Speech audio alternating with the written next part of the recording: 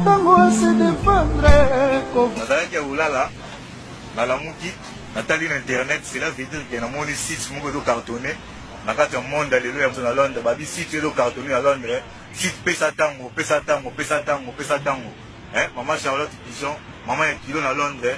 site pesa tango na Londres ezoconfirme meilleur site ya monde babi pesa tango lelo moni baartiste Fabrice Libasa na kati ya Maroc bakoti na pesa tango ezaka masolo ya publicité de Solange babi pesa tango na temps pesa tango na temps mama Charlotte pesa tango na temps mama Charlotte Pigeon si pesa tango na Londres l'émission pesa tango na Londres ya Ibrahim Nzambe ya nyonso na Londres kabakuya kabakuya kabakuya kabakuya kabakuya kabakuya kabakuya kabakuya kabakuya mama Charlotte na Londres kabakuya kabakuya kabakuya ya Ibrahim babi kabakuya système Pigeon mama Charlotte Pigeon si tu es confirmé la carte à Londres si pesa tango émission pesa tango si pesa tango la carte à Londres si tu es confirmé taka artiste na carte à Maroc Fabrice Libasana alo pesa la site ya pesa tango mama Charlotte Pigeon à Londres ya Ibrahim Nzambe ya nyonso na Londres bana Londres bayebi ezaka na site moko na mokili oyo l'équipe ba site nyonso oyo confirmé partout dans le monde ezaka site moko pesa tango na Londres ya mama Charlotte Pigeon donc tout peut s'attendre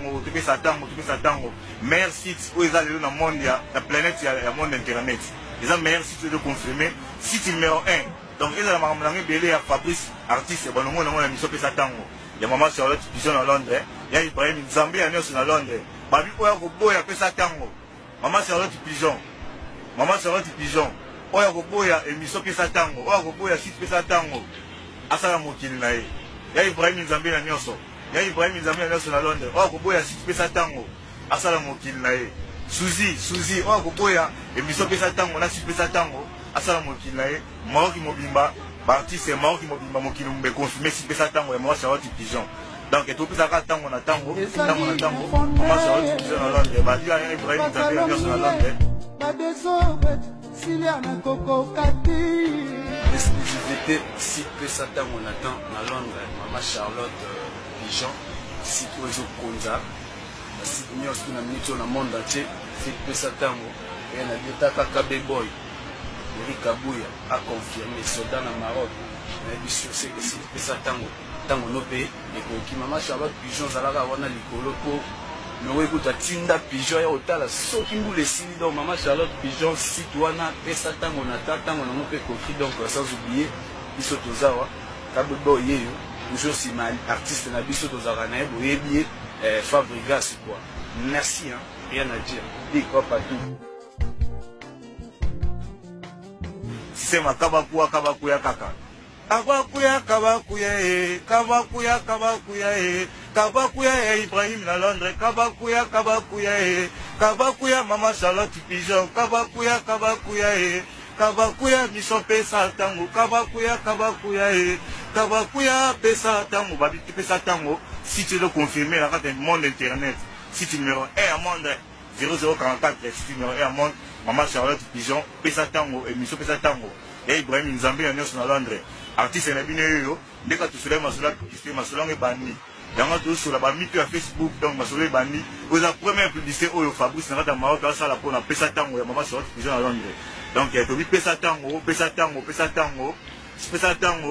so boy pesa tango yesa mokili na yo so boy pesa tango yesa mokili na yo so boy site pesa tango ne be miso pesa tango kino sala mokili na yo so boy mama Charlotte Pigeon à Londres puisque yesa mokili na yo so boy ya Ibrahim Nzambe na à Londres kino sala mokili na yo eza miso pesa tango eza site pesa tango ya me confirmer mokili mobimba yango za na partout na monde yango moni artiste na bino abandi masula démarrer pesa tango na Londres pour pesa ka tango na tango donc merci maman merci émission pesa tango bolanda ngo émission munene si ça pesa tango bolanda ngo si tu munene eta ma partout dans le monde donc faut bolanda ya Ibrahim Nzambe ya Nyonso na Londres wa kuboya ya sa mokina wa kuboya pesa tango wa sa mokina wa kuboya mama Charlotte Pigeon pesa tango na Londres asala mokina bo artiste de na kata Maroc déjà a confirmé Fabrice Libasa na kata Maroc a confirmé dans le système clic clac donc so boyi sa mokina babi merci pesa tango même souffrance ezali supporter pesa ka tango na tango tango na tango même aux la souffrance si pour te pesa ka tango na tango maman Charlotte Pigeon ya ye na site tango na kata Londres site pesa tango de confirmer maman Charlotte Pigeon maman ya kilo à Londres site pesa tango ya Ibrahim Nzambe nyonso na kata Londres site pesa tango be mission pesa tango bolanda ngo partout dans le monde déjà maman ça mamine na kata monde donc bolanda ngo ya maman Charlotte Pigeon ya Ibrahim Nzambe nyonso artiste na bino yo na kata Maroc a confirmer donc tema dans la confirmer ngo si de démarrer ma polo pesa tango maman Charlotte Pigeon ya Ibrahim Nzambe nyonso pesa tango na Londres